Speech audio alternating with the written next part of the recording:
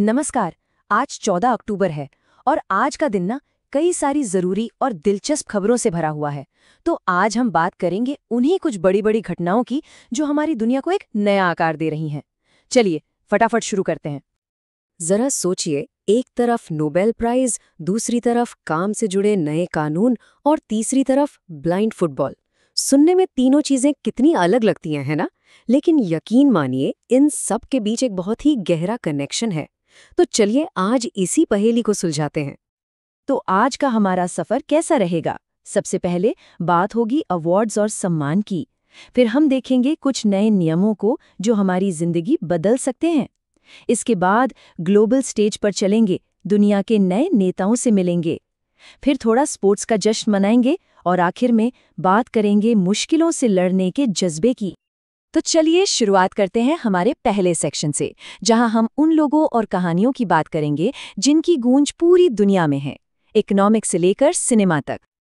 तो इस साल इकोनॉमिक्स का नोबेल पुरस्कार मिला है 3 कमाल के अर्थशास्त्रियों को, जोएल मुकीर, फिलिप एग्योन और पीटर हॉविट। इनका काम ना एक बहुत बड़े सवाल का जवाब देता है, आखिर कुछ देश इतनी तेजी से आगे कैसे बढ़ जाते हैं? और जवाब इनके मुताबिक छिपा है नए आइडियाज और इनोवेशन में। और इनके काम का जो सबसे दिलचस्प कॉन्सेप्ट है वो है क्रिएटिव डिस्ट्रक्शन, यानी रचनात्मक विनाश। थोड़ा अजीब नाम है, पर इसको एक सिंपल से उदाहरण से समझते हैं। कीपैड वाले फोन याद हैं? एक जमाना था जब वही सब कुछ थे। फिर आई टच स्क्रीन फोन्स, जिन्होंने कीपैड फोन को मार्केट से पूरी तरह डिस्ट्रॉय कर दिया, है ना? लेकिन इसी विनाश से एक पूरी नई इंडस्ट्री बनी, जिसने इकोनॉमी को एक नया बूस्ट दिया। बस यही है क्रिएटिव डिस्ट्रक्शन। चलिए अब इकोनॉमिक्स से जंप करते हैं सिनेमा की चमचमाती दुनिया में।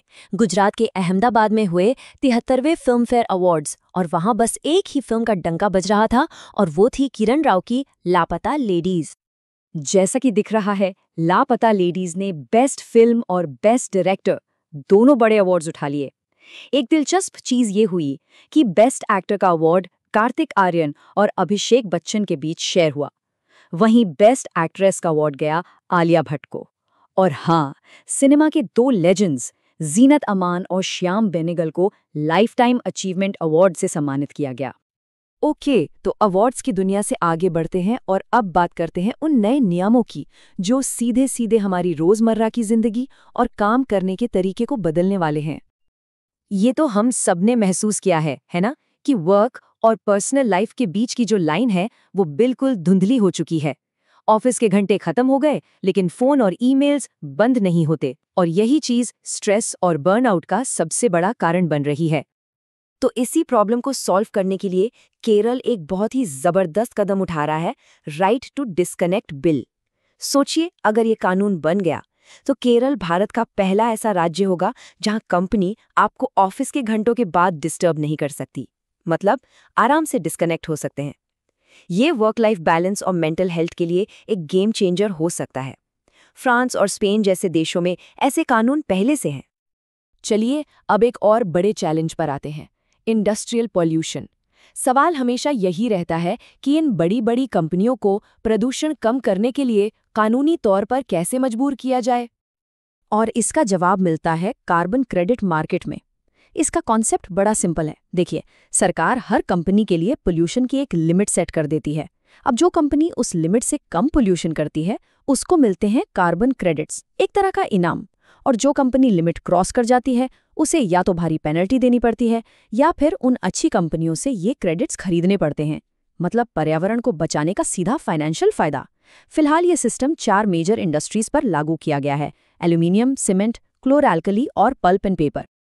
तो देश के नए नियमों से अब चलते हैं इंटरनेशनल स्टेज पर। देखते हैं वहां क्या नए चेहरे और नई कहानियां सामने आ रही हैं।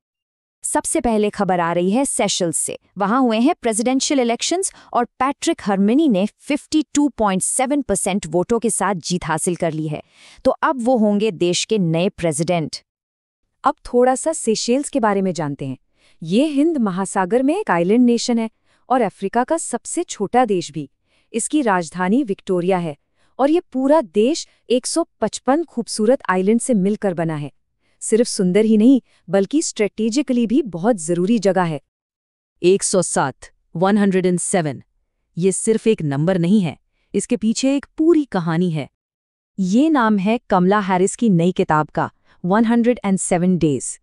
इस किताब में अमेरिका की 49th वाइस प्रेसिडेंट ने अपने 2024 के प्रेसिडेंशियल कैंपेन के सफर को डिटेल में बताया है, उन 107 दिनों की कहानी। चलिए अब पॉलिटिक्स और किताबों से ब्रेक लेते हैं और चलते हैं सीधा स्पोर्ट्स एरिना में, कुछ शानदार जीतों का जश्न मनाते हैं। तो भारत में पहली बार आर्चरी प्रीमियर लीग हुई और इसका पहला खिताब जीता है राजपूताना रॉयल्स ने। नई दिल्ली में हुए फाइनल में उन्होंने पृथ्वीराज योद्धास को हराया और इस लीग के ब्रांड एम्बेसडर थे सुपरस्टार रामचरण। और अब एक और ऐतिहासिक जीत की बात, अर्जेंटीना ने जीत लिया है 2025 का women's blind football world cup. ये टूर्नामेंट भारत के लिए बहुत खास था क्योंकि इसे पहली बार होस्ट किया था केरला ने। फाइनल में अर्जेंटीना ने इंग्लैंड को हराया, लेकिन भारतीय टीम ने भी कमाल का प्रदर्शन किया और 5वीं पोजीशन हासिल की, जो एक बहुत बड़ी बात है।